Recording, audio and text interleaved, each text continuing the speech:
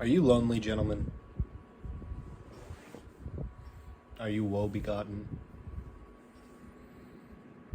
Have you been cast out to the fringes of the earth and rejected utterly and completely by everything? You know that there's a reason for that.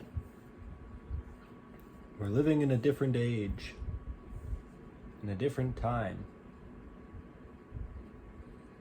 We are men out of time. Monkey brains. In a future we can't comprehend. While everything rages around us, moves beside us, leaves us behind. You feel your best years being wasted. Everything that they promised you failing to hold up. You try to fight as hard as you can to struggle against the tides and currents, but ultimately you fail. You try your best, but best is hardly good enough.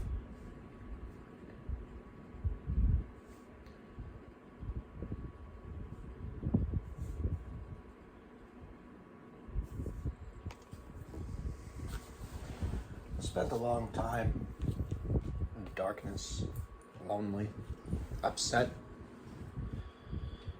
frustrated, realizing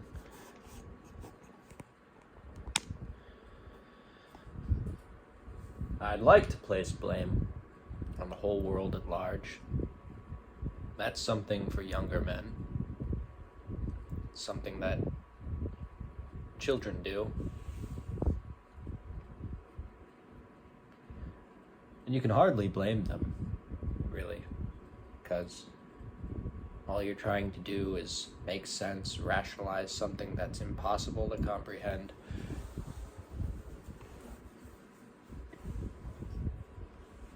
They pass on lies to us and tell us that our future is going to get better. But it just seems like everything is descending. You try to talk to people about it, they'll tell you to take medication, go to therapy. But if you know what I know, you know that's not hardly an option. Therapy is not made for men. Of course, once you've taken enough drugs and you've gotten doped out on whatever pharmaceutical they're pumping into the masses these days, and yes, eventually you can start. Therapy becomes a pill you can also swallow. But in truth, therapy is hardly a treatment. You know what my problem is with modern therapy and the Redditors of the world who try to proselytize modern therapy every single time you see anybody who's got a problem, even the most heinous problems, insane problems being posted about. Somebody would say, my dad is dying of cancer and he used to beat me near constantly.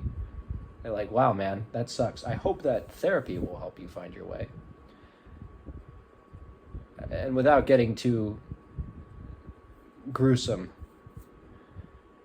there have been tons of other examples,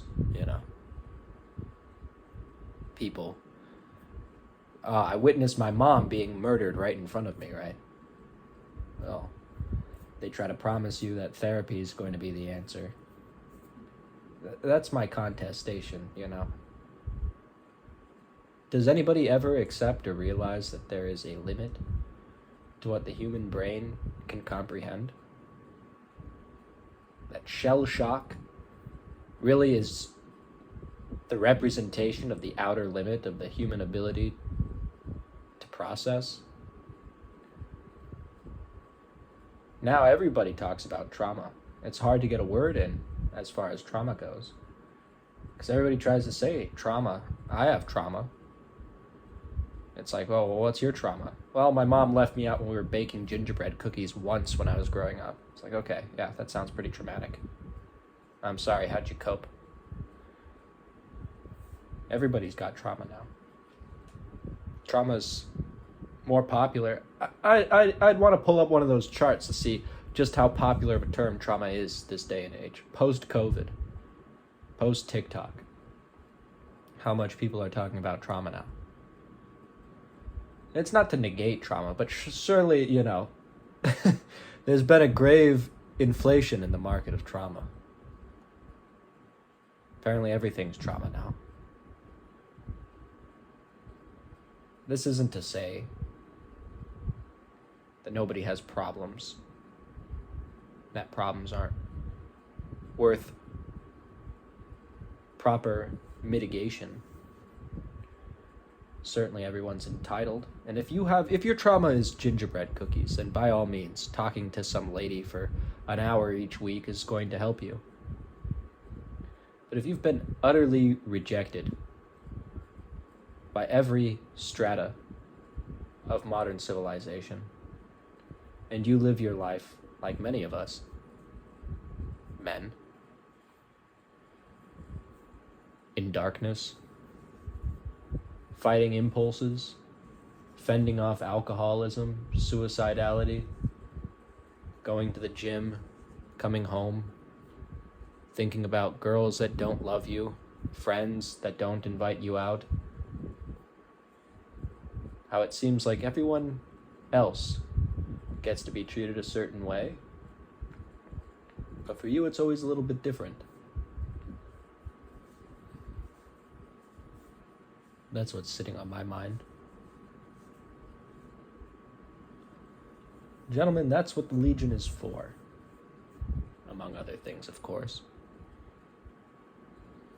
A lot of what's talked about, what I talk about in the book, the manual,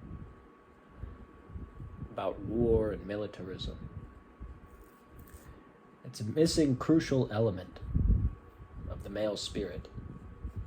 To regiment and to mobilize, to articulate into masses of orderly structure, hierarchy, and discipline, to suppress your better comforts in pursuit of a higher goal. Take the gym, for example, when you go.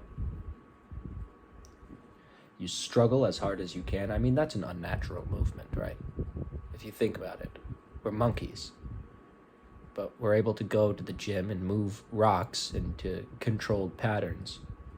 And for a moment, right before you hit failure, with your eyes blinded with stress, pushing with everything that you have, sweating, that's what it takes to purify your soul. On the way home, you're not half as angry about life as you used to be. On the way there, you notice when you haven't been going to the gym for a while, just how emotional you are, just how much everything starts to get to you. Why do you think that is? Why do you think we struggle like that, or crave struggle like that? The man craves adversity, and wherever he can't find it, he will search for it in himself. There's nothing wrong with your life, you're just bored. Not having friends and not having a girlfriend is not objectively the worst thing to happen.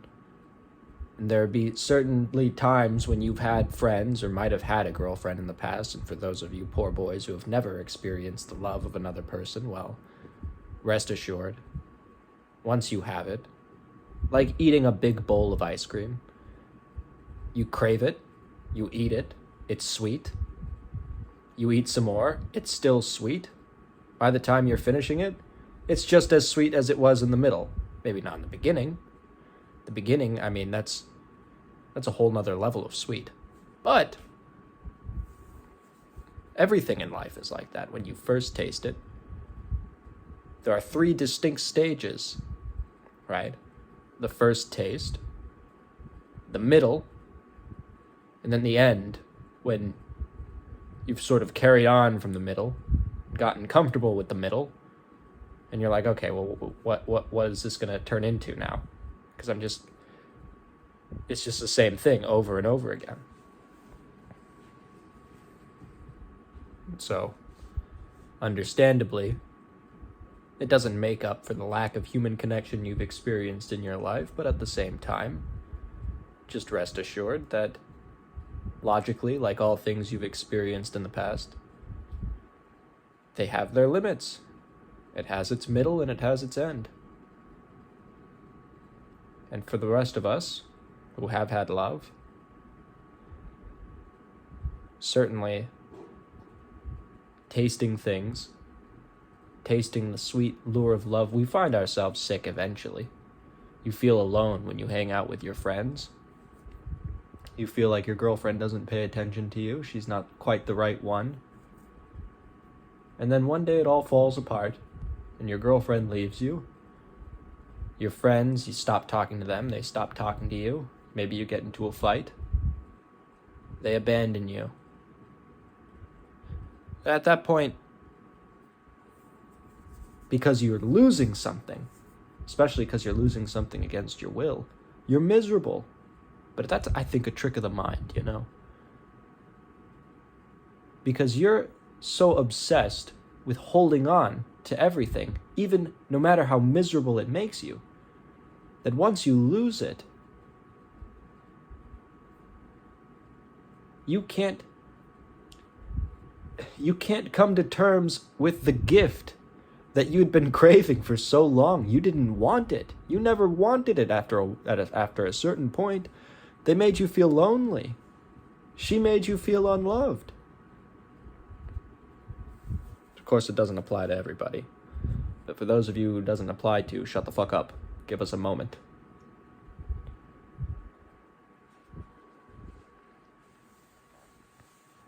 What I'm saying is that men crave adversity. You, as a man, want to fix things, and you want to put them right. And when things are right, you can't hardly be satisfied with them because you're looking for other things to be put right. Once you have friends, they treat you imperfectly. Once you have a girlfriend, she doesn't listen to you as well as you always imagined she would. Now, of course, at the end of every day, you might still always be thankful for them because you remember that long, arduous walk through the desert that you had to endure before finding them. The absolute misery lingering in the belly of the whale for long years until you managed to break out of it finally, only for it to be snatched away from you again.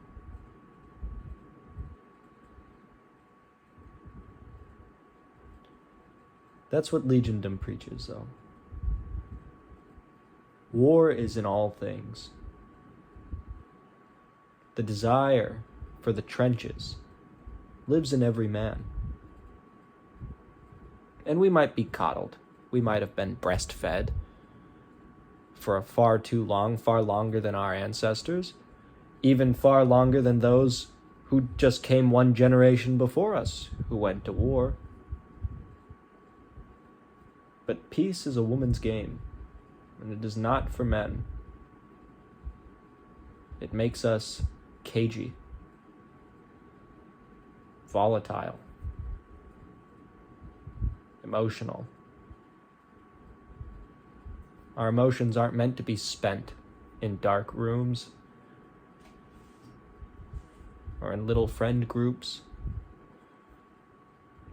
We were made to fight. And once we got all the fight out of us,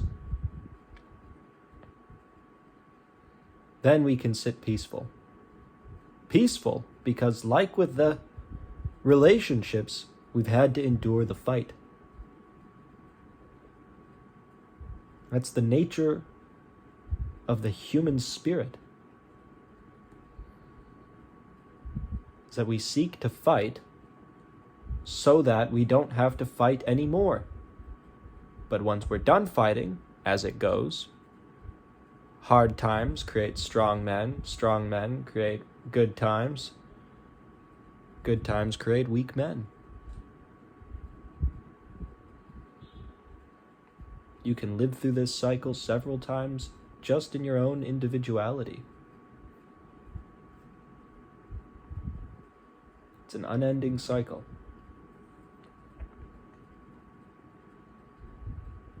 I'm not saying that you need to run out and find yourself the nearest conflict and throw yourself into a meat grinder. That would be a remarkably privileged assertion for someone in my position. I'm not a warrior. I'm not a soldier. I'm not a killer. I haven't seen my beloved best friends die anywhere. Nobody's gotten taken away from me. I haven't had to hide from a bomb. Sure. But I've seen death. I've seen the end of life in others, close loved ones. I've held them as they died. I don't know everything, but I don't know nothing.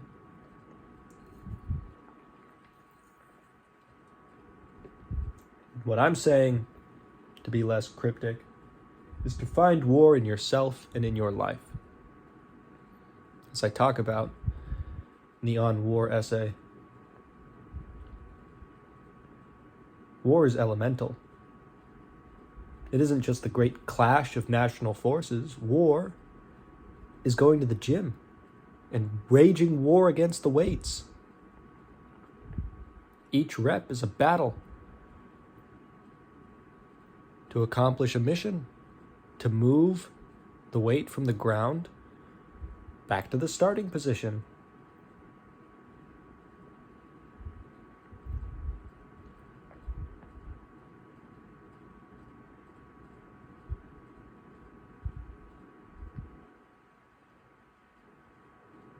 War is something that's in all of us.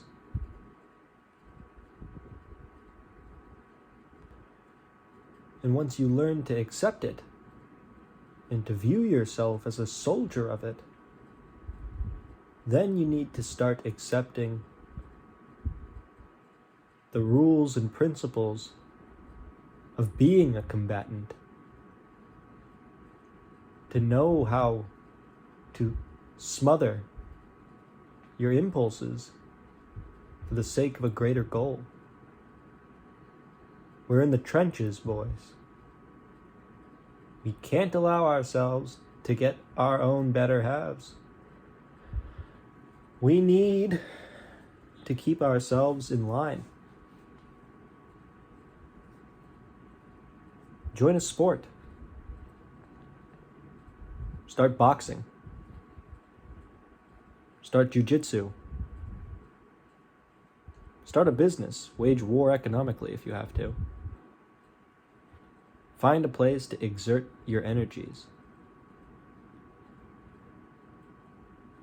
Walk in the wilderness. Get out. Get out into nature. If you were to do the legionary thing, that's what I would recommend you to do. When you feel depressed, go out into nature and take with you a piece of paper and start charting all the landmarks within that piece of nature. Start creating a private map for yourself. Once you can navigate the entirety of your homeland completely by your own device, without a GPS, without reliance on anyone else, once you've established that level of baseline legionary independence, you've lost your right to be a depressive. At that point, you'll need to get yourself out there. You'll need to contribute your greater strengths to something more important. In Legiondom, we have a profound connection to our home turf. Our land is our land, wherever that may be.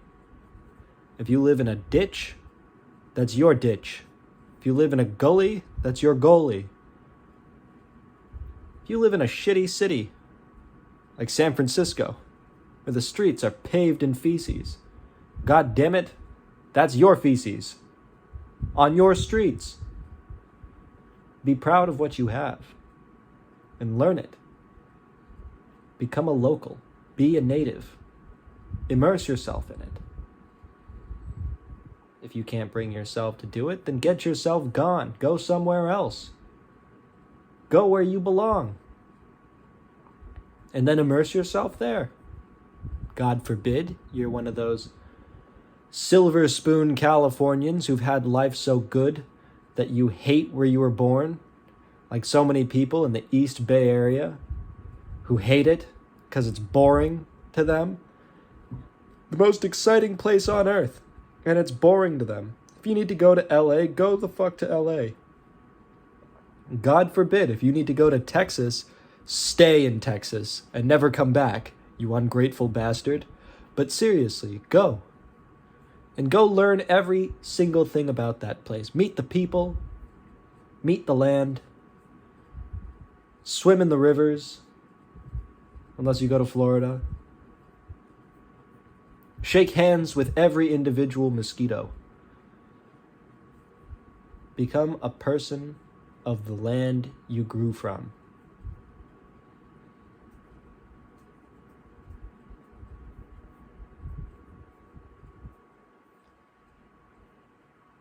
That is the first step. The second step is, if you have the ability amongst you,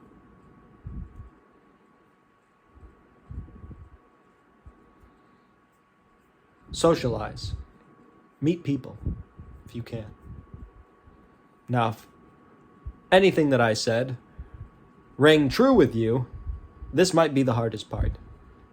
And for that reason, use the Legion. Let the Legion be your meeting post. Go in the comments. Find people near you. In your area code. Nearby. Set up a meetup. Even if it's just the two of you. I know, very bold to imagine there'd be two people watching this video, and they aren't both me. But two of you. Meet up. Yeah, you guys aren't boyfriend and girlfriend, but it's company. Company is company. Legiondom is company. There's something far more pure and beautiful to that kind of fraternity than to anything else, any other peripheral, situation-based connection that you've managed to form. If you can bring your friends along, then by all means do it. Uplift each other. Now, there's no doubt a good portion of you out there who might not have 100% perfection in your social abilities. Brothers, take pity on those men. Lift them up. Make them clean. Teach them the proper way to be. Bring them in, don't push them out. You know what it's like. Don't let people just linger out on the fringes of the darkness until death. Give them the opportunity. And when they fail, give them another opportunity. Brotherhood these days is such a weak and a residual top.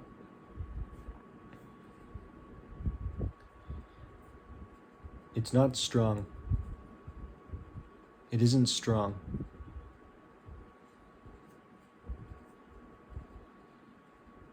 You must give them the opportunity to be better brothers. And in doing that, we must forge stronger brotherhood in this day and age. We're witnessing the great meltdown of everything that used to make us all iron in our connections within our communities.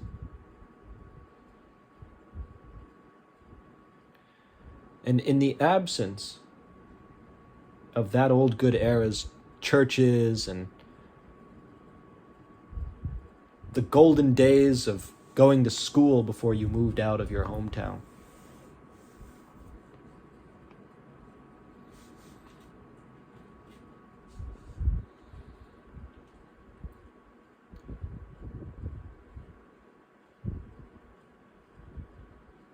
we've lost our ability to maintain goodwill.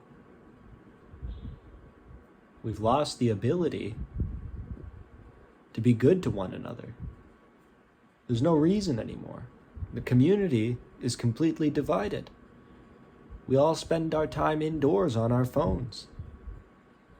We have way too much instant gratification for it to matter. There's zero stakes to it anymore. If you don't like somebody, you just swipe right on them, in real life and online. In the past, we used to have to incorporate those less than lovable individuals. If you were part of a church, I'm not a part of a church myself because I'm a victim of the time. But whatever your reason, this isn't an espousal of religion. The purpose is just, it's an espousal of community. What was a church? It was a local place for people of all social strata to gather, and they would naturally divide according to that strata. The young men would go over there, and old women would go over there. Now you see it. You see the difference between our generation and the older generation, how close their friendships are, how disparate our friendships are. Fraternities are a great thing in universities, but not everybody has access. Not everybody gets accepted.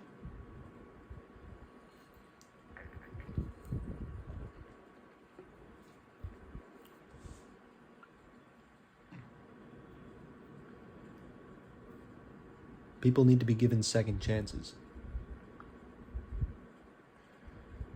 Everyone nowadays apparently has autism. If that's the way it is, then so be it. In the era of autism, we owe it to each other to give as many chances then, especially post-COVID. Think about this wounded, lost generation of children who spent some of their more formative years locked up inside and demonized for socializing with people. That grand transition from the end of high school to the entrance of college.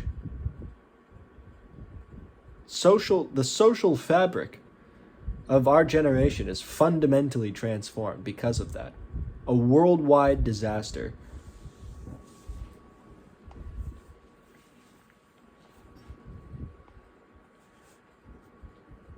So the message to this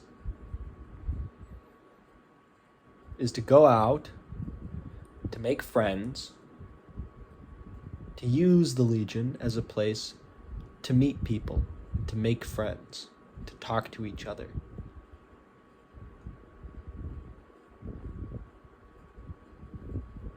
And to seek conflict, outside, exterior conflict, volunteer, join a class, develop a skill, form a club, so that you can all develop the skill together. Start a Cambodian basket weaving organization, or a Mongolian throat singing, whatever.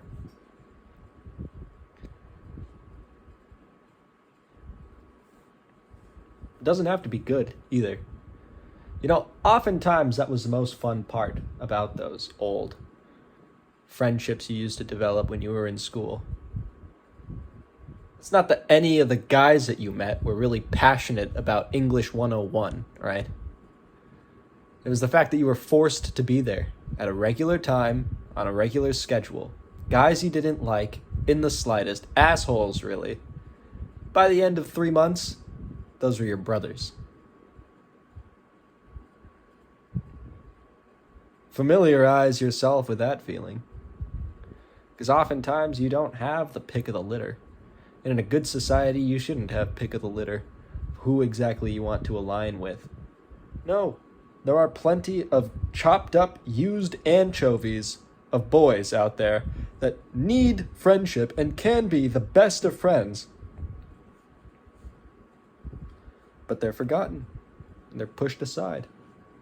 For a lot of you, that's you that I'm talking about.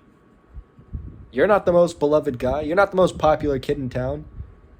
If you're the most popular kid in town, you're not watching YouTube videos that have 0 views on them.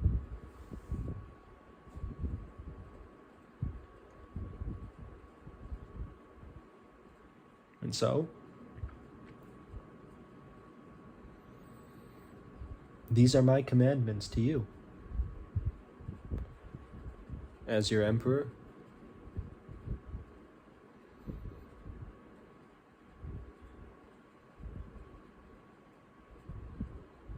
I implore you to get out of the house, to do something.